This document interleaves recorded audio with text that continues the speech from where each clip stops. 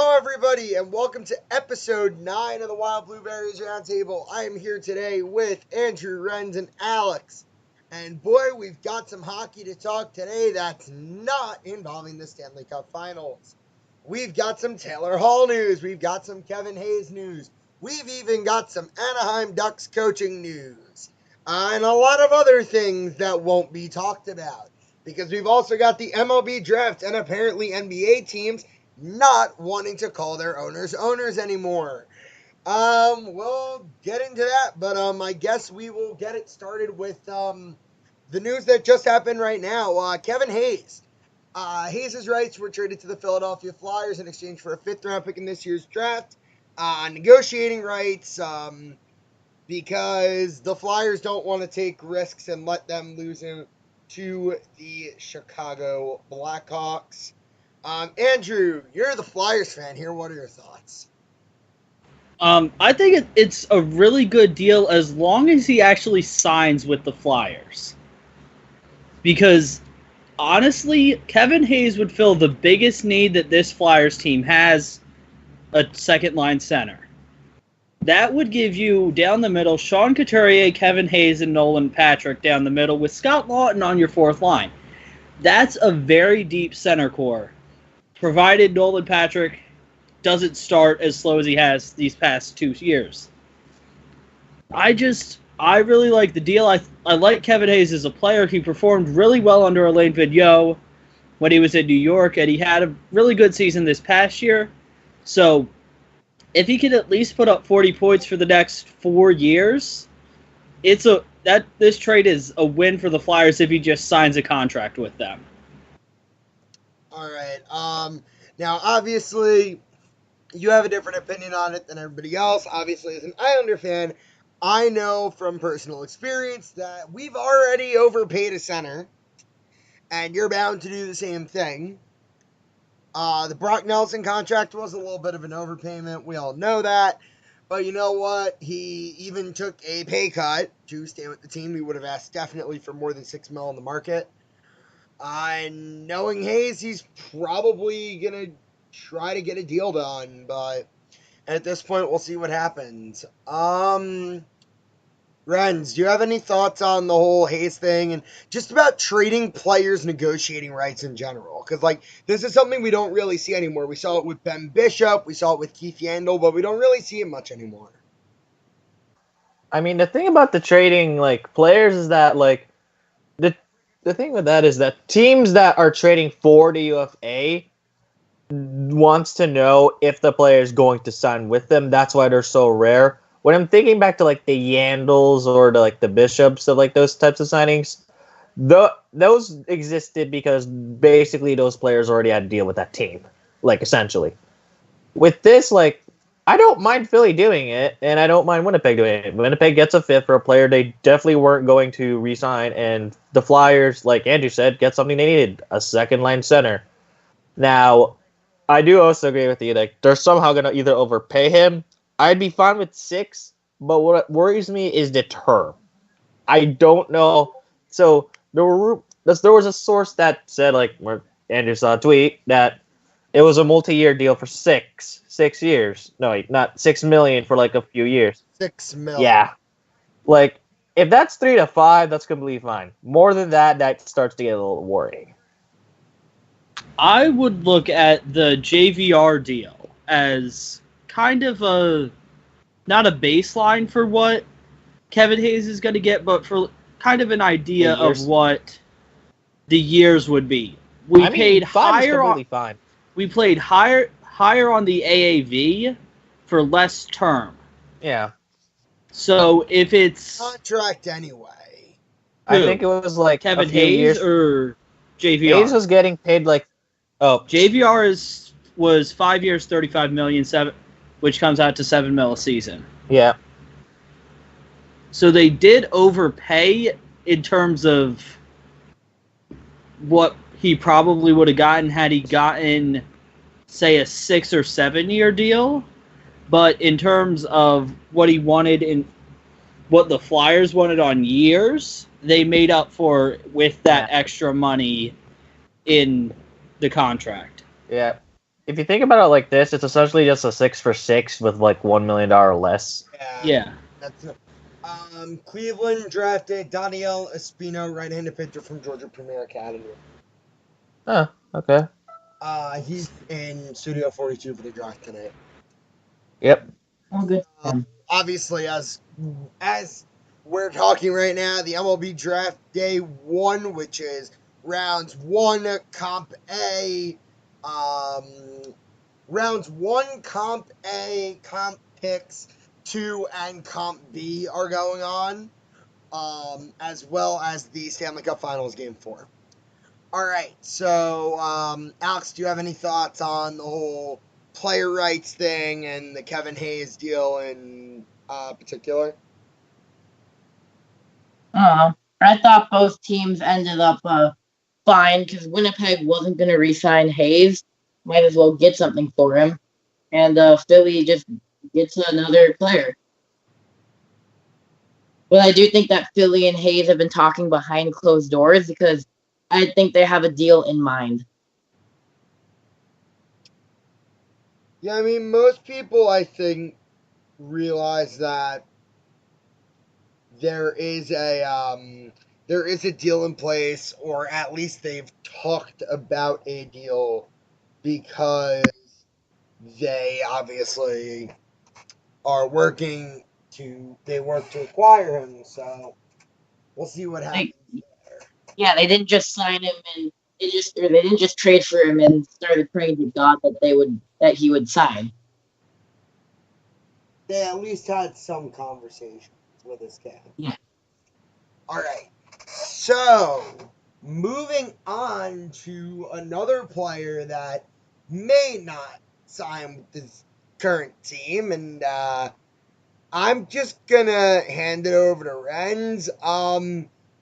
Taylor Hall said some things today. Taylor Hall's agent said some things today. Renz, take it away. Okay, so here's my thing, and here's the thing. No shit, he's not interested to sign. Like, I could tell you, or most of us can tell you, yeah, of course he's not wanting to sign right now. One, it's not even the end of the season. Two, have you seen the fucking roster? It's basically just him and Heischer and maybe Butcher on defense, like carrying. And then, yeah, or Capo Caco if any other Devils fans think that way, but I'm not even gonna question that. And then the thing is that it said as of now in the article. It didn't mean never. It said as of now. So I'm like, when I first saw it, I said like, okay, doesn't seem anything wrong with it. And then I did this thing which I don't like doing, is going to social media to see what people are thinking. Oh boy, what a mistake that was. Because everybody knows social media knows what they're saying, right? Yeah, most definitely. I mean, Flyers fans are complaining about a 5th round pick being traded. Oh, I know. I mean, for Kevin Hayes. Oh, I know. It's really dumb. Winnipeg gave up a first and a prospect at the deadline to get half a season of him. Yeah. The Flyers could get 5+ years of him. Could get 5 years of him for a 5th. For a 5th round pick. It's not the end of the world. What impact player are you getting with a 5th round pick? People thinking there have been very few players to come out of the 5th round that are actually NHLers. And none of them are really starters. The only one on the Flyers is Oscar Lindblom, and he's turned into a great third liner at probably close to average second liner. Yeah. The Islanders, they don't have, I don't think, any 5th round picks on their roster. Oh no, like Sebastian Aho was a 6th. No, Sebastian Aho was a 5th. Devon Taves was a 4th. Who else on our team was a mid-round guy? I mean, Anders Lee was a 6th. That was just a nutty. 09 was a nutty draft in general for the Islanders. Cizikas was a 4th. But like in Nelson was a late first, which was still really good for him. Like the Islanders have made some good draft picks. They've made some bad draft picks, but every team has made some bad draft picks. Yeah. Yeah, and like I'm just gonna retract to the. Yep, what a pick. Parker definitely sticks out to me. And I'm just gonna go back to like Taylor Hall thing where I'm not worried. Like we're getting to like what silly? We're getting to the silly season of the NHL. Silly Like you know. Zone. Yeah, you're gonna hear a lot of things. I'm not worried. I won't get worried until like first week of like training camp. Like talk to me then if that. The contract by training camp, I would get. Yeah. Oh no, I'd trade him. Like don't even put that cloud on the team. Like if he doesn't have a contract by training camp, trade the guy. All right. So, Alex, do you have any opinions on the whole Taylor Hall thing that's going on right now? No, I think unless Taylor Hall personally goes up to the New Jersey organization and says, I am not re-signing with you, I don't trust anything that the media says. Yeah, I mean, like, obviously, I don't think he meant that. I think it's just hard. Like, obviously, this is like the first time he's having to deal with something like this going into unrestricted free agency. Oh yeah. Andrew?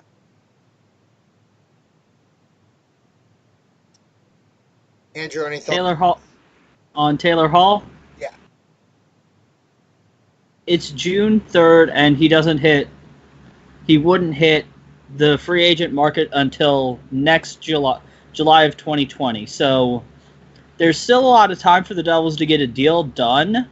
But if he does come out and say, if Hall himself comes out and says he doesn't want to play there, I think he won't. He'll hit the free agent market next offseason. But I really think he wants to see what the team looks like this year after getting yet another first overall pick. Because whatever team he goes to, if they are in the lottery, they're winning the draft lottery. He'll see what they can do with Jack Hughes and Nico Hischier, and hopefully a full season of Nico Hischier, and he actually plays a full season. All right, so I think we've covered those two situations which have arisen over the past 24 hours or so, less than that. But before we move on, the Dodgers have selected Tulane third baseman Cody Hose. And that's, I believe, Tulane High School. Yeah, it's Tulane. It's Tulane High School. But Good for him. now that and that's Tulane High School in LA, and he was selected by the Dodgers. That's really cool. But now I guess we will move on to the next topic, which will be, I don't know, do we have anything else before final thoughts? Anyone have any ideas? I guess the NBA Finals. Oh yeah, I guess we'll talk about the NBA Finals because I haven't watched either game. happened. All right, Alex, you wanna start off? Well, I didn't watch either game. All I know is that Toronto won a game. So yeah, I expected Golden State to take both. I expected Golden State to take both in Toronto, and then Toronto take the first one in Golden State, and Golden State end up winning 5. All right. So obviously the wonderful NBA Finals are nothing to be stunned upon because they are actually really shocking considering that Toronto won that first game, but the Warriors looked a lot more like the Warriors in game 2. So, Andrew, have any other comments on the NBA Finals? The Raptors looked good in game 1. The Warriors looked like the Warriors in game 2. I think I didn't know I've been on the record saying Warriors in 5, but I think it gets to 6. I think Toronto has what it takes to get. They probably get one of the two at home. They get game 5 at home. They'll win that game, and the Warriors take all 3 on their home court and end the series in game 6. Renz? So far it's been, other than the Warriors losing game 1, it's kind of been a little bit expected, the Warriors bouncing back and winning game 2.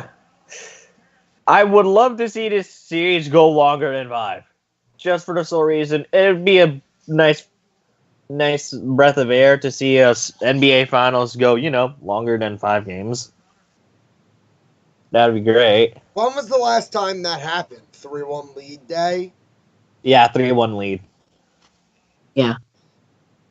All right, and obviously it's just like the NBA Finals and the Stanley Cup. They're both kind of going as expected. Stanley Cup a little bit competitive, a little bit out of nowhere. Obviously, we'll just, I guess, move on to that now. Andrew, you want to take over? And Boston just tied it up. Yep, shorthanded goal and Marchand scored it. Okay, Andrew, you want to take over to cover the Stanley Cup Finals? Sure. Whatever we've got from. Well, we've got a dominant Boston win in game 3. They won 7-2, and this game has been very, very close. 2-2. Brandon Carlo just potted a rebound on Jordan Binnington. Oh, yeah. Jordan Binnington nearly had that. That was almost a spectacular save. It doesn't help. Just goes off the tip of his glove, and St. Louis gets right back on the rush. That was actually a shorthanded goal. It was. It wasn't. Also, Binnington had a pretty terrible rebound control in that goal. Yeah, that was bad rebound control, but it happens. Rebound. Who cares? Yeah. It's a goal, and nobody really wants Boston to win. Yeah, but Arizona selects Blake Walston, lefty out of New Hanover High School in North Carolina. Do any of you guys have any other thoughts on the finals? Other than if the Blues, Boston wins tonight, they win it in 5. I think that's what a lot of people are thinking. If Boston loses tonight, they win it in 7. So you think the Bruins are going to win it either way? Yes. Okay. I don't know if the Blues come back to win this. It's best of 3. It gets interesting. And you know what happens in a best of 3 series? Shit gets out of whack. That's when the NHL refs really don't know how to ref. And quick. Yeah.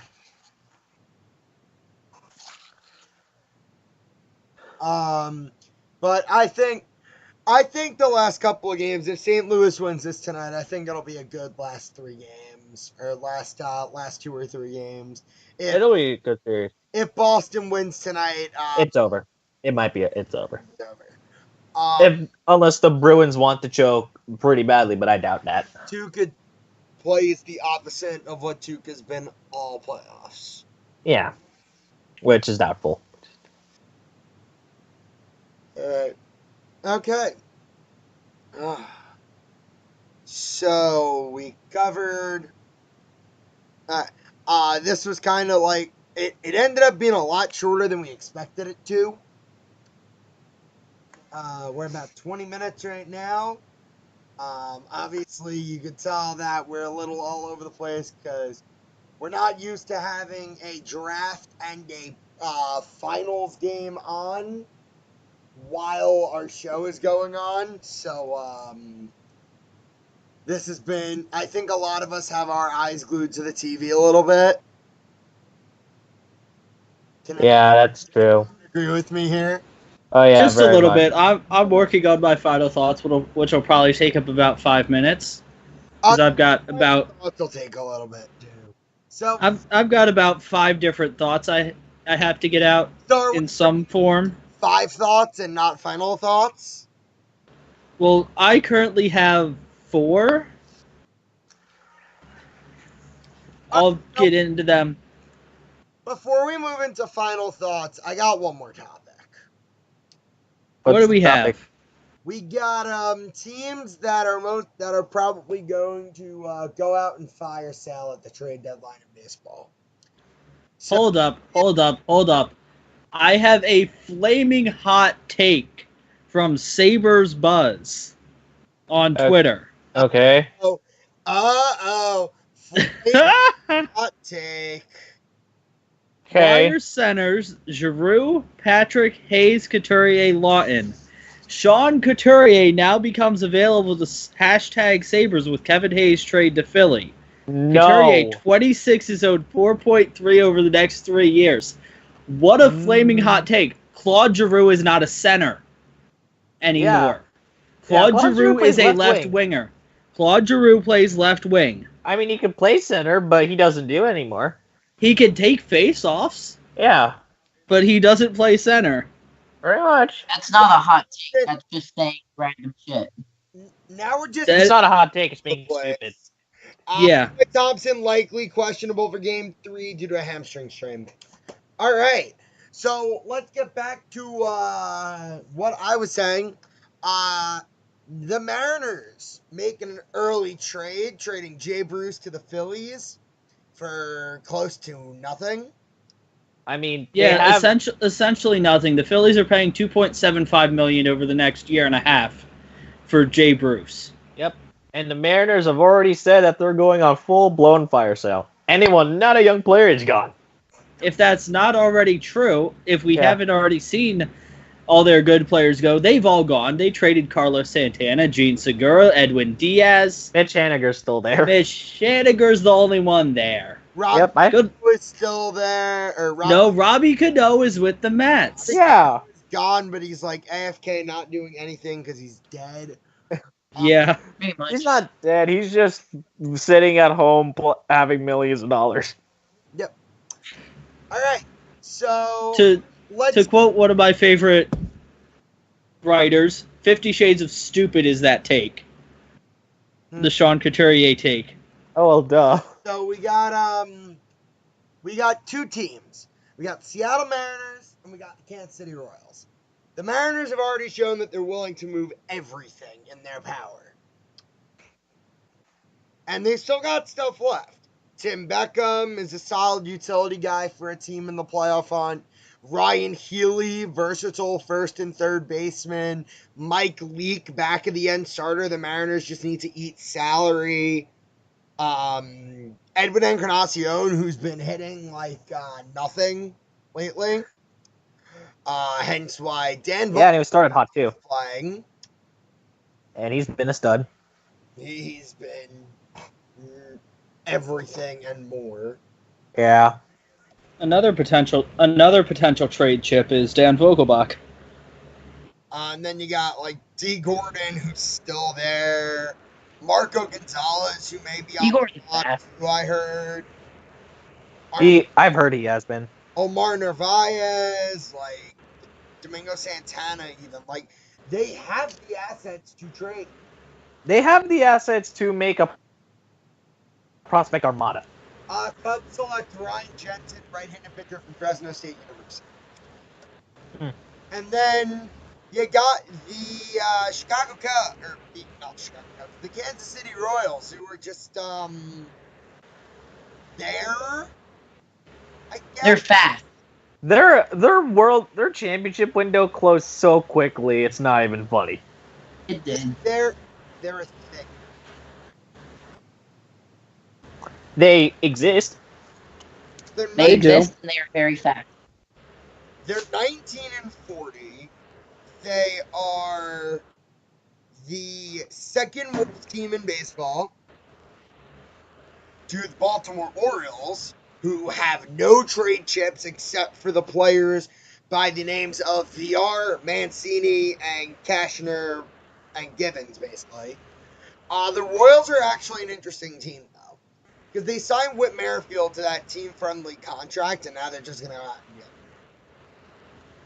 Yeah, I was about to think about like that. Do you trade Merrifield? I think you do. Yeah, I'd say you do too, just because the Is Royals are nowhere in contention. I'm just going to throw... They're not going to be anything. I'm going to throw out a team here. This makes no sense at all. But if Ben Zobrist retires and you look at the Cubs, maybe you take back a troubled player like Albert Almora in the deal, or not Albert Almora, and Addison Russell, along with getting like a top prospect like a Nico Horner. But I don't think Horner will get, or Merrifield will get the Royals Horner. I think it's more likely they get like, I don't know, like a Jay Groom from Boston. If they or like they need a second baseman. That, or like what's it called? That or like a young player from a team. Like I'm trying to think of one off my mind. Like, maybe Ian Happ. Yeah, I mean Ian Happ has kind of fallen out of favors in Chicago. It doesn't help that he doesn't really have much to play with. Yeah, that too. Yeah, like that wouldn't be a terrible deal. All right, so, and then I mean, obviously they have guys like Gabe Kennedy who you need to hold cap on, Danny Duffy who you need to hold cap on. Who else do they have that? Like those are really the only two guys that if you like go after them, like you're gonna need to have some cap space. Yeah. I mean, this might be an interesting one, but yep. All right, so let's open it up to the floor. Alex, anything on just like early trades? And obviously, if you guys want to throw in your takes on Dallas Keuchel or Craig Kimbrell, those are going to come in my final thoughts. But if you weren't going to put them in your final thoughts, if you want to talk about Keuchel, Kimbrell, any trades in baseball going on, or any like the Giants who may sell, the Blue Jays who look desperate to sell, anything, Alex? I know that the Pirates and Kimbrel talks have basically stopped. But if they could get him for like 1 year, I wouldn't mind throwing like $20 million. Craig Kimbrell's not getting 1 year. Yeah, he's getting multiple. That's already. Yeah, that's why. I think if he accepted only getting 1 year, then he would have already been signed by now. Oh yeah. Well, there is the issue with teams maybe not wanting to give up draft pick compensation, which has ended, now gone by the wayside, and anybody signed at this point is not draft pick eligible, compensation eligible. Yep. And we won't know which teams they signed to like Wednesday at best. Most likely. Yeah. It will be interesting. Yeah, it will. And then Keuchel should probably just go back to Houston. I don't think so. I don't think he goes back to Houston. Yeah, I think Houston is... Someone will pay him a lot of money for 1 year, and he'll take that. That's probably the case with him. I can see the Brewers end up getting both of them for the sole reason of they need some starting pitching and they need a closer because you are not using Josh Hader the best way you can. I'd rather the Brewers not get them. Yeah, I'd rather that too. Like, you look at a team like, say, the Nationals, they need help in the bullpen. Yeah, they do. They could use Kimbrel. Phillies could use Kimbrel. They could also use Keuchel as well. The entire NL East needs a Kimbrel. Yeah. Because the entire NL East doesn't have a bullpen. Yeah. If you put the NL East as a bullpen, your best You'd relievers have a would competent bullpen if you combined everybody in the NL East. Yeah. You'd have like Diaz. You'd have Edwin Diaz, Sean Doolittle, Sir Anthony Dominguez, And Jose, and that's about it. and Hector Neris, Oh yeah. and his that's it. nasty splitter. Hector And Neris and his splitter. And that's about it, while every other division has a few All-Stars. Renz, what are we talking about? Drew Gagnon and Tyler Bachelor. You're forgetting about Zamora. Oh, also, while we're at it, Vince Forgetting about Velasquez. Oh yeah, because he's a reliever now. Yep. That's very true. He's no longer a starting pitcher. And the Phillies went with it. The Brewers The Phillies their selection. went with an opener yesterday Oh, fun, the opener. because they were playing the Small left-handed pitcher out of Mississippi State. opener kind of worked. Kind of. That Kind of worked. that doesn't mean it worked. And then the back end of the bullpen blew it. They ended up losing 8-0 after being down like 1 or 2-0 after 7. Was this against the That Dodgers? sounds like fun. This was against the Dodgers, yes. Okay. So when you use your lefty, your only lefty out of the bullpen as your Yeah. opener, and then you go to your lefty in Cole Irvin It's as not a your very second smart idea. guy, you end up with all righties in the pen at the end of the game, trying to get out all of the lefties that the Dodgers have. That was not a fun time. All right. So we've kind of, I think, got all of our random thoughts out, and now we're going into final thoughts. Today has not been the most organized show ever. Obviously, we said there's stuff on in the background that's kind of spinning our heads. And Game 5 is on Thursday when we're recording. Because of course it is. Yeah, clearly. It is. But, final thoughts. Let's start with Andrew. Okay, so I now have 2 or 3 different final thoughts to go through. Number 1, with the Phillies move to acquire Jay Bruce over the weekend, they've optioned Cole Irvin and Nick Williams to AAA. They've recalled Austin Davis. Jay Bruce is with the Phillies now in San Diego. He's on the bench tonight. So he's now with the team and should maybe getting at bat tonight. We'll see. Aaron Nola's starting, so hopefully it turns out to be a win. They haven't played very well. They lost all 3 games to the Dodgers. They need probably 2 of 4 from San Diego this week to call it a half successful road trip. With Harper. Yep, and you got Manny versus Harper. Where am I going to go with this part 2? We'll go to Jeopardy. Oh, you took mine! Damn. James Holhauser lost tonight. He did it on Wait, he did? He lost tonight, yes. He did it on Oh, I was purpose. recording. What the hell? He tweeted out tonight with a quote from some of his haters. James will eventually beat himself by flubbing one of his big bets. And then his response, nope. James got his ass kicked straight up by an elite player who nailed her own big bets. Well done to the woman that beat him.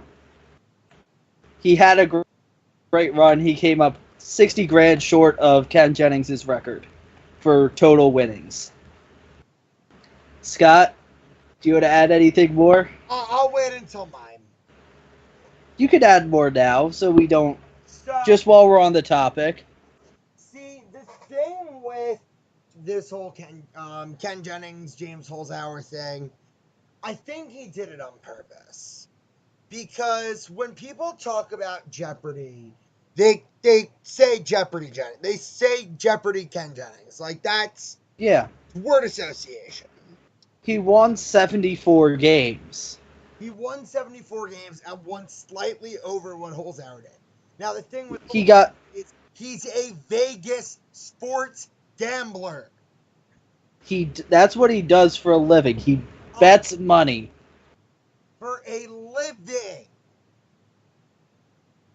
First off, teams better be lining up in Major League Baseball to hire this man. Yeah. His dream was to work in a baseball front office. Talking about teams that rely on statistics a lot, the Oakland A's Yep. selected Logan Davidson, shortstop from Clemson. That would probably be a really good fit for Holzhauer. That would be a great fit for Holzhauer because obviously we all know the Moneyball story, which is my favorite. Yep. But, like, also, one thing that Holzhauer did tonight, and here's how we knew he was going to purposely lose. If you watch the episode, and I got to watch part of it, Holzhauer's daughter made Alex Trebek get well card. Now, obviously, if you don't know, Alex Trebek, the longtime Jeopardy host, is suffering from cancer right now. It is. Hold on. What cancer? He is suffering from stage 4 pancreatic cancer, which is very hard to beat. He's been beating the odds right now. And Holzhauer handed his kid's ball card to Trebek today. Now, Yeah. obviously, people still think this is like, oh, not it up. No, he lost. He lost because he chose to lose. He had a fantastic run. He deserves all the recognition. He is a great strategist. He's a great player. And I think he did the right thing. He came out with almost $2.5 million. And either way, like, he knew that he couldn't take away that name from Ken Jennings. Like, Ken Jennings is Jeopardy. James Holzhauer is Jeopardy. James has one of 3 records. The other 2 are held by Ken. They're the 2 best Jeopardy players of all time.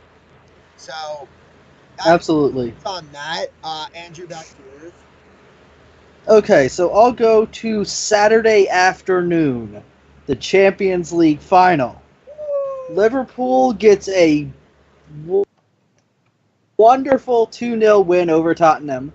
Mohamed Salah converted a second-minute penalty that was called in the first 30 seconds of the match for a handball. Baby. It's 6 now, and it couldn't have happened to a better team. This Liverpool team was so fun to watch this year. That despite them missing out on the Premier League title by 1 point and essentially 11 millimeters in their game against Manchester City. Not essentially 11 millimeters, 11 millimeters. It was 11 millimeters that they lost out on the Premier League title by. But they got a good 2-0 win over Tottenham. Mohamed Salah in the second minute from the penalty spot, and in the 87th minute, Divock Origi, who only scores big goals for Liverpool. He has scored some. Oh my God, the Yankees are on the clock.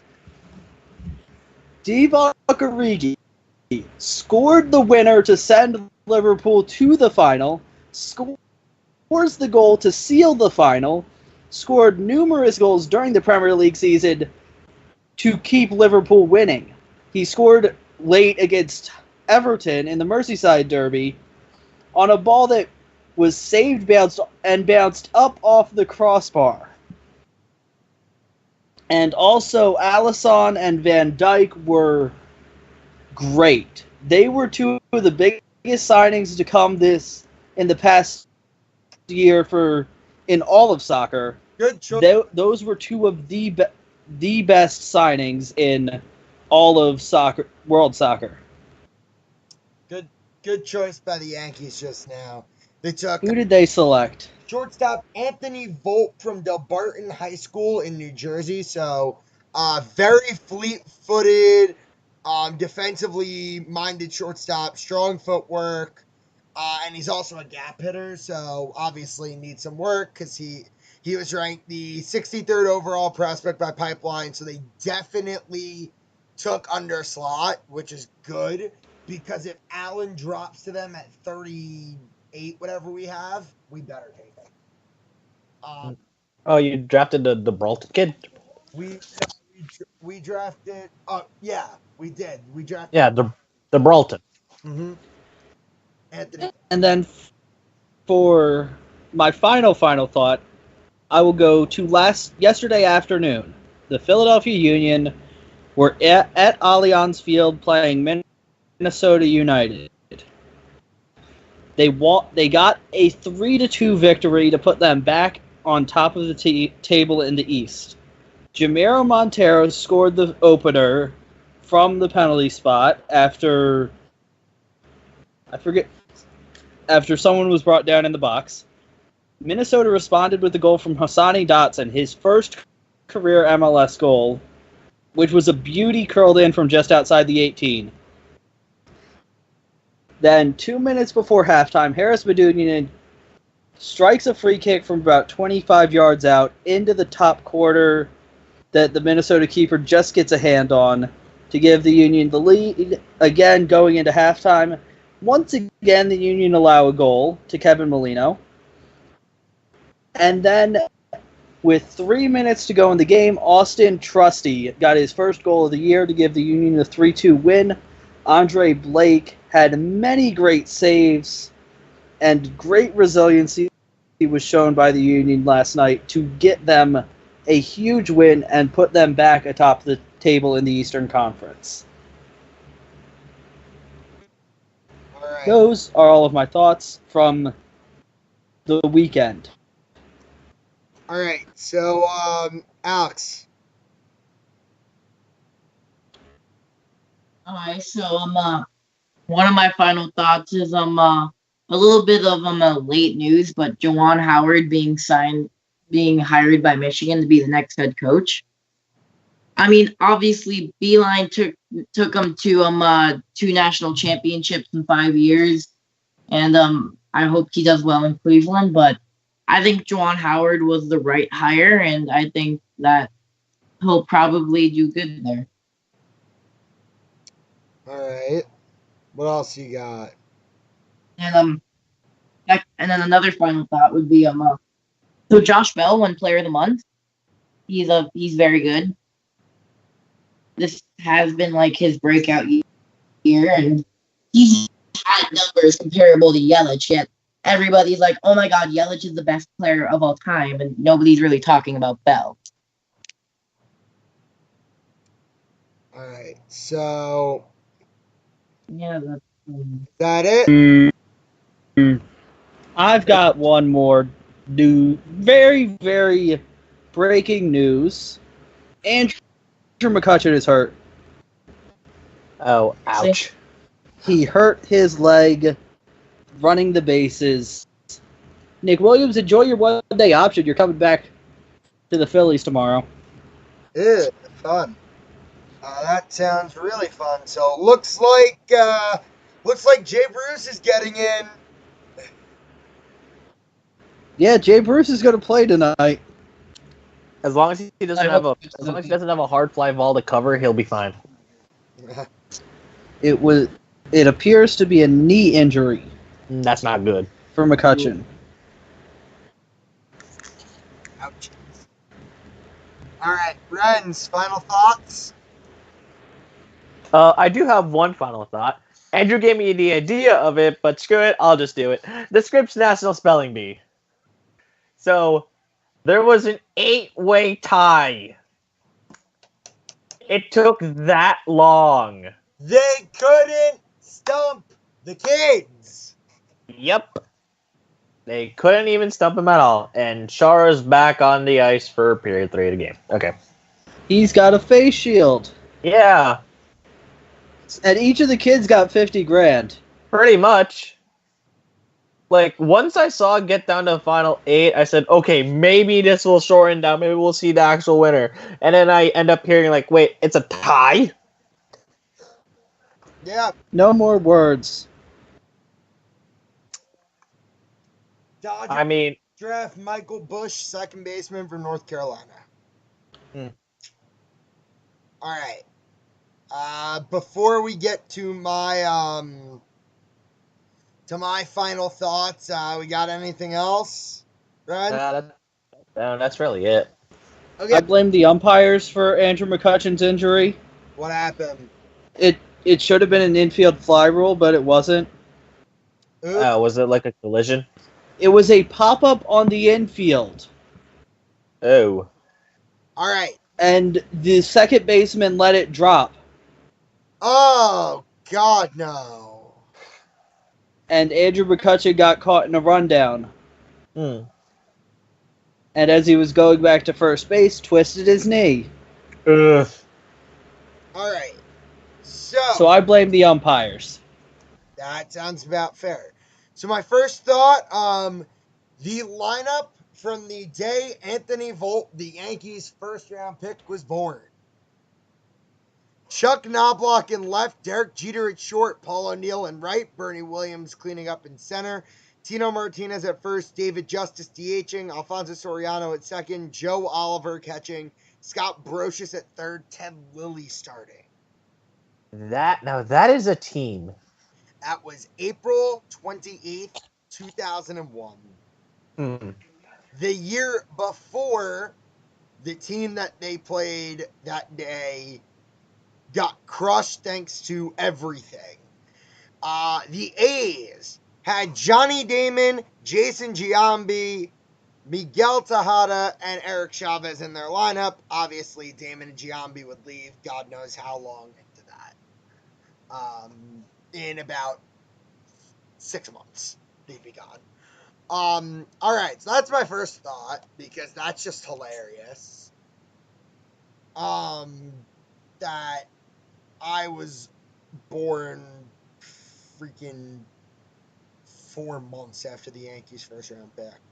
I'm 2.5 months younger than Jack Hughes, which is just scary. Second thought, let's go with you know what? Let's go with Matt Martin's let's go with Matt Martin's little golfing celebration the other day. So obviously he is getting married to Sydney Esiason, and he had a little golfing thing going on the other day in Vegas. Mitch Marner was there. It was Mitch Marner, Nick Leddy, Matt Martin, Casey Cizikas, Josh Bailey, and a bunch of Martin's friends. I mean, Martin and Marner do have a bromance. There While in was Toronto. a comment that was made, Marner to Isles. Matt Martin liked it. Will Matt Martin be part of the recruiting process to potentially get Mitch Marner to come to the New York Islanders? Hopefully it's not for 4 first-round picks. I'd rather see it be a trade. Third thought, also about the New York Islanders, we are not trading Noah Dobson for Patrick Laine. I don't know where that rumor came from. That is dumb. Oh, that's because apparently Line might be looking to accepting an offer sheet. But why Islanders and Noah Dobson, I don't know. No idea. All right. Fourth and final thought, Le'Veon Bell looked really good in green and white. Yeah, he looked good. Today was media day. He looked good wearing 26 in the green and white. Yep. No, Gase, don't trade him while you still have the time. Please don't. Before we head off, the Houston Astros are on the clock. Actually, no, the pick is in. The Astros select Corey Lee, catcher from California. So Allen has. Well, good for So that is it for this very all over the place episode. Again, you could tell we came in with some sort of plan, but in the end, didn't go the way we expected it to. Just like everything in life, there is no set plan. We will see you on Thursday for hopefully a nice little game 5 after the series is tied at 2-2 episode. And maybe Jerry Dipoto does something else because he loves making trades. Hey, you never know. Maybe he trades Encarnacion for a few Marucci bats. Or Tim Beckham for a pile of baseballs. All right, we will see you on Thursday.